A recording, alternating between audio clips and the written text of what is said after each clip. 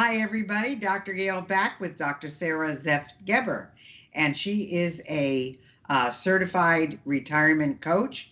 She is the recipient of Influencers in Aging designation by PBS Next Avenue. She wrote a book, Essential Retirement Planning for Solo Agers, a retirement and aging roadmap for single and childless adults, which was selected as a best book on aging well by the Wall Street Journal, and she contributes regularly to Forbes.com, and it's on the advisory team for Nexus Insights. So, an expert on solo aging, and we've been talking about all the things financially and health wise that solo agers have to think about. But Sara, let's talk about isolation, and let's talk about loneliness.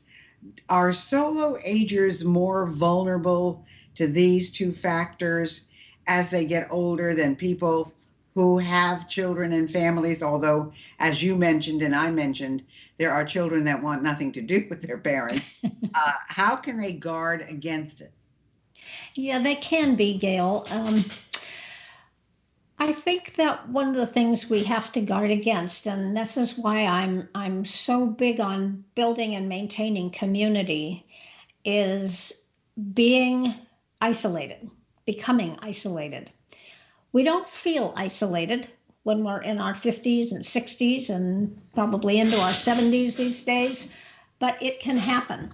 And I caution people against feeling like they want to age in place. That's the big buzzword these days. Buzz term is we're all going to age in place. And unfortunately, COVID has put a heavy underline on that because nobody wants to end up in a nursing home. So several things to understand. One is that aging in place is fine as long as you don't define it as aging in your suburban cul-de-sac home, several miles from public transportation, that home is 2 or 3 stories tall, and you drive into your garage and never see another neighbor. That is a recipe for disaster. That is a recipe for isolation, which can end up leading right to loneliness, and loneliness is the enemy as we get older. Isolation is the enemy as we get older. There are just countless studies out today, most of them having been done in the last 10 years. The kind of the most striking one, I think, is one that determined recently that, well thought out study with a large study group that found that isolation and loneliness will kill you faster than 15 cigarettes a day. Wow. Now, I don't know how they came up with the figure of 15, but that's an amazing statistic. But it is. Let me ask you something, Sara. Has technology helped? Because if someone can master the computer, I mean, they can do Zoom calls. If they have an iPhone, they can do FaceTime, with friends. Has that helped or has that hindered? I think we have only to look at our own experience in this last 9 months to answer that question. Has that been the end all and be all for you of communication? Are you satisfied with Zoom calls and phone calls? I'm not. I can't wait to get out of this mess. I can't wait to get a vaccine and be able to hug my friends again. So I think the answer to that is yes, it can help some, but there is no replacement for what I call 3D living. And that's having real people right there with you to talk to hug you, to share stories with, to share aches and pains with, regardless of what it is. It just, to me, 2-dimensional living just doesn't take the place of that. That's so interesting because, I'm being still in business. I'm zoomed to death. I mean, I've said on several of the programs that I have it all at one time. I get 3 calls at 10 and 2 calls at 12 and 4 calls at 4 and so on and so forth. And you can't make them all. You can only be in one place at one time. So I have to make some choices. But I will tell you, I have loved Zoom. I don't love it when I'm on it all day, but I love it because, I used to travel 4 or 5 times a month. And of course, I haven't gone anywhere for, I think this is my 40-something week, and self-isolating. And, by being part of virtual summits and coaching online and, being part of mastermind groups that are online, it has really given me a different perspective, and you get to see the people. Sometimes there's 200 people on a call, sometimes there's 3, but you get to know them. And the interesting thing is, I don't FaceTime as much as I Zoom, but I have found it to be very, I like it. And I will tell you that it has changed my perspective of wanting to travel as much as I did. I mean, really, I was everywhere. And now I really don't care if I go anywhere. I do want to get back out to California because that's where my son is. But I don't need to be in all these different places doing all these different things anymore, because I just don't feel a need for it. Well, there's no doubt that it has made a great deal of difference. I'd hate to think of what these last 9 months would have been like without the communication technology that we have. Like you, I'm on numbers of Zooms, sometimes several times a day. I think my all-time worst was 5 in one day. But lucky you. I wish 5 were only. I wish it was only 5. I still think it doesn't make up for having that person-to-person contact in the flesh. So yes, we're lucky to have that, but I think it's important that people have real flesh and blood human beings near them. Now, I'll tell you one thing that always comes to mind when I talk about this is, it's all well and good to have Zoom and all of the other technologies, Skype and whatever you're using, to see people and hear people. But I have a relative who's a friend also. She's actually the cousin of my husband, and she's in her mid-90s. She cannot see anymore. Thanks to macular degeneration, and her hearing is heavily compromised. So those technologies don't do her any good at all. Well, I understand that. But the other thing that is good about technology is that now you can have teleconferences with your doctors. And that saves getting into a car or getting into some form of transportation to get to see them. Now, it's not ideal. I mean, they can't take your blood pressure. They can't measure certain things. But if you have a question, at least you can get it answered, which is good. But yes, you say that solo agers who have friends who are also solo agers, that there is something they can do this week or next month without delay. What is that? Well, I said that before COVID, and it will be true again after COVID.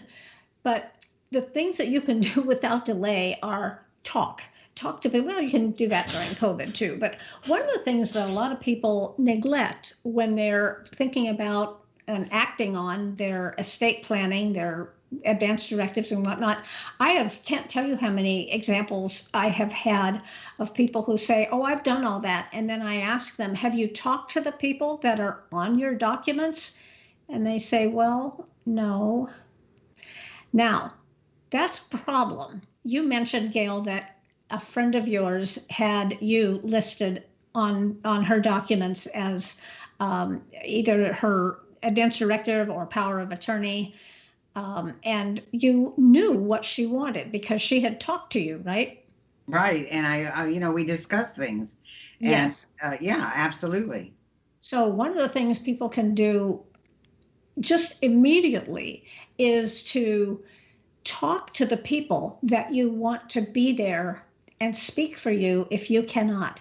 Because without doing that, they'll be contacted and they can read the documents, but they won't have heard from your own lips all the nuances, all the things that you might be thinking about, and all the things that are of value to you. So it's very important to have those conversations and to make sure that you've chosen people who are up to the job. You may have chosen someone that when you talk to them will say, I love you dearly, but I just can't do that. I don't think I'll be in a good enough state of mind to make rational decisions for you.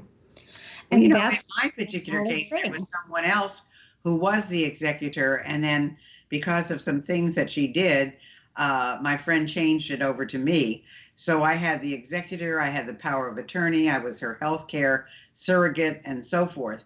And I'm glad I was, because I really took good care of her.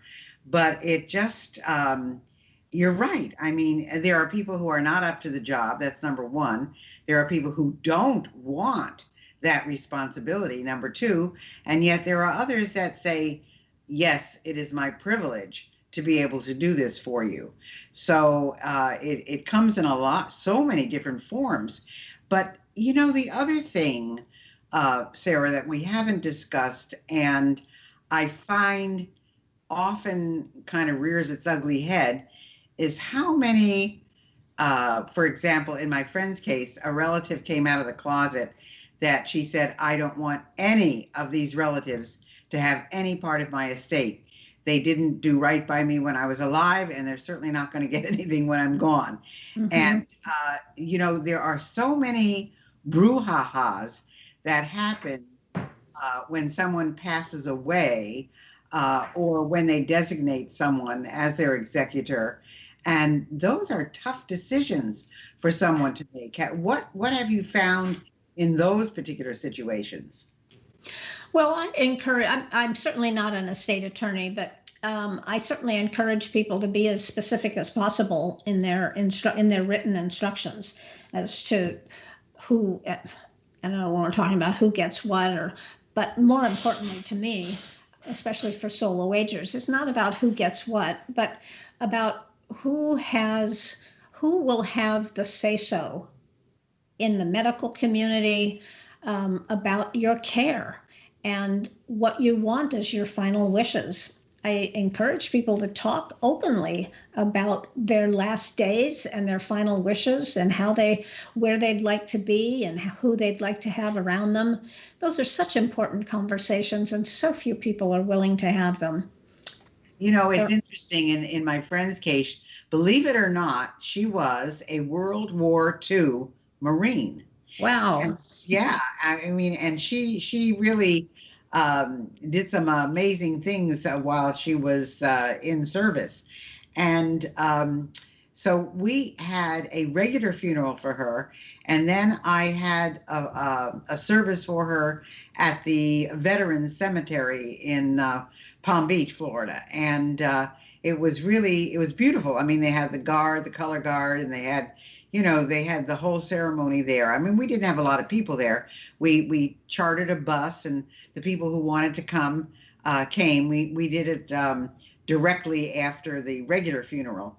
And, it meant a lot to have that for her and to her.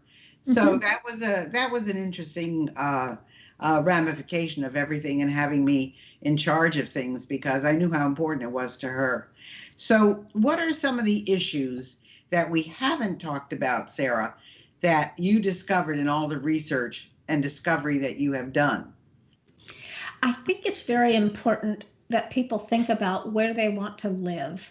And we started, I think, before the break, talking a little bit about where people might live, and the whole emphasis on aging in place today. I think aging in place is an okay thing if it's not an isolating situation. So if you want to age in your condo, that's one story, that where you know your neighbors, I think that's perfectly fine. especially if you know that you can afford someone to come in and be an aid for you when you need that, or you have a younger niece or nephew, or if you're not a solo ager, if you do have a child that would be willing to come in and help you, maybe even live with you for some period of time, I think that's just fine. I prefer people who are of a notion to live in some kind of community with people. That's certainly my choice. The kind of living situation you were talking about is called continuing care, and there are loads of continuing care communities around the country, especially in the South where it's warmer. You have dozens and dozens of them in Florida, Arizona. California has a fair amount of them. It's very, very difficult for developers to build them in California because of all the restrictions and the cost of land. So you'll find many, many more of them in other southern tier states, and really all over the country. There are plenty of them in Chicago and New York and Pennsylvania. But for people that can't afford them, I think they're an excellent choice. There are also many wonderful active adult communities, excuse me, where as long as you're over 55, you can buy or rent a home. And of course, you have, again, the largest one of those in Florida, the Villages. Yeah, that is. And I just think it's so funny because it also has a reputation of having the biggest STD diseases of any place, which I think is really interesting, which shows you what, they're not dead yet, you know. They're active. I have never talked to one person who moved into a continuing care community or into an active adult community, more often called over 55 community, that regretted it. Never, ever once. Never had someone told me, oh, I wish I was back in my old 2-story home on that cul-de-sac and, you know. Well, as long as they've got a lot of activities going. I remember when my mother first moved into one of the communities, I think eventually she was in like 5 different ones. But the first one, when my sister and I went there to visit her, I said to my sister, because we were both over 55, can you believe that this is where we would be living? You know, and, you know, I could never imagine it. And of course, I still can't imagine it. But how on earth did you ever get into this? I mean, what is your history and your background that you got into this? Well, I was in the field of organizational behavior. That's what my doctorate's in. And that's kind of a foreign language to a lot of people. I was working as a consultant inside corporations to help people become better leaders and to help teams be more functional. That's what I did. It was a long time ago. It was called organizational psychology, or industrial psychology, even before that.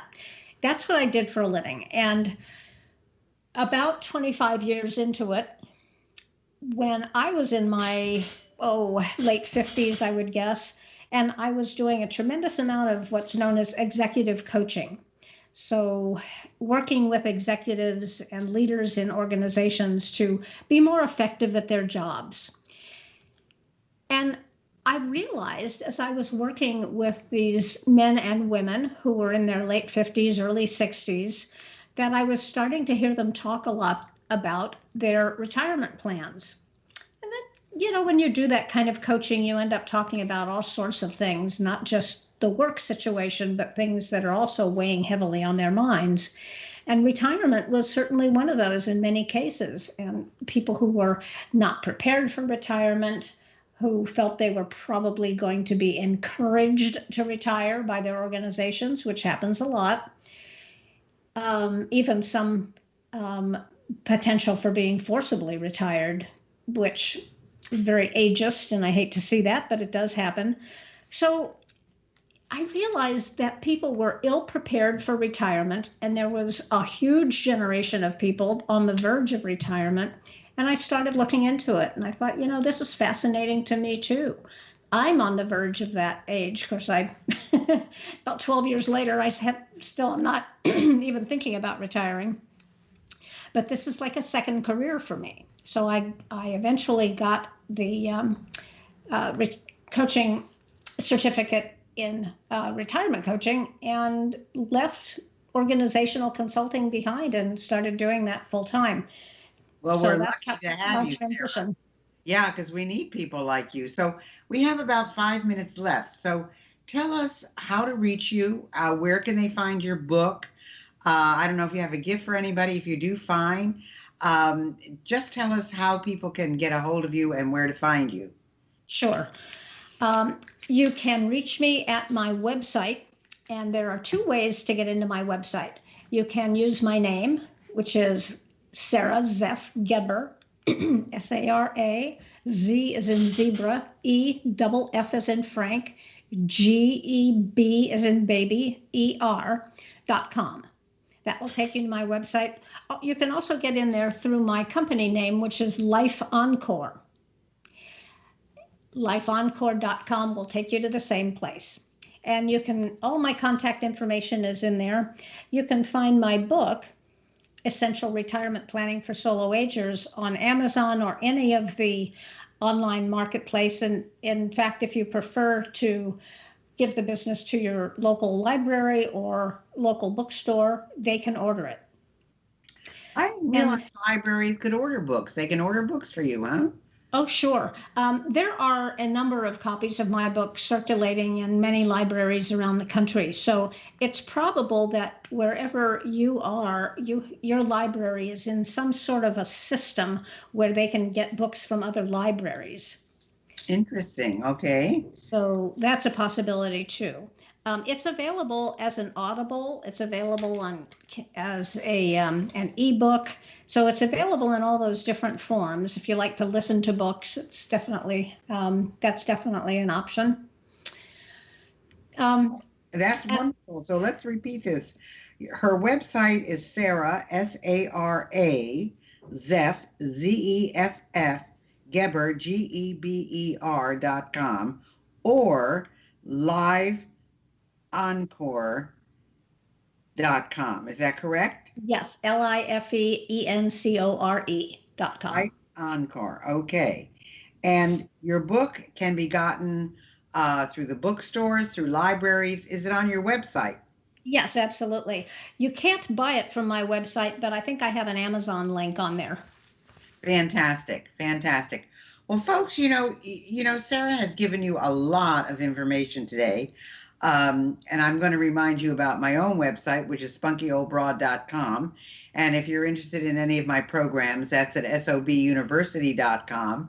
And if you're interested in my newsletter, why, you can sign up on my website. We also have a store that features clothing and my products and coffee cups and things like that. And I hope I'll encourage some of you to join my Facebook group, which is facebook.com/group/virtual SOB club. But if you listen to what Sara had to say today, I know some of you don't like to think about your own mortality or your own, growing older. I mean, let's face it, folks, in 2 months, I'm going to be 83 and I'm still working and I still love what I do and I still have a lot of energy, even with everything that I have been going through. So the whole point of it is live your life the way you want to live, but make sure that your surroundings are protective of you and that if anything happened to you, that there's somebody there that you can call. That's important.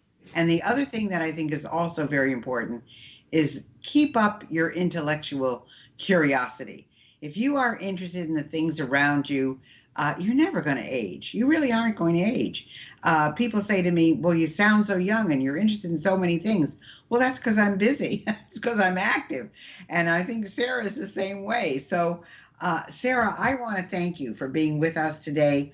I think you've contributed an important part to our society, and I hope people get your book and learn from it. And thank you so much for being with us today. Well, you're welcome, Gail, and I'm gonna send you a book so that you'll have a reference. And I thank you for inviting me on your program. Thank you so much, and thank you for the book.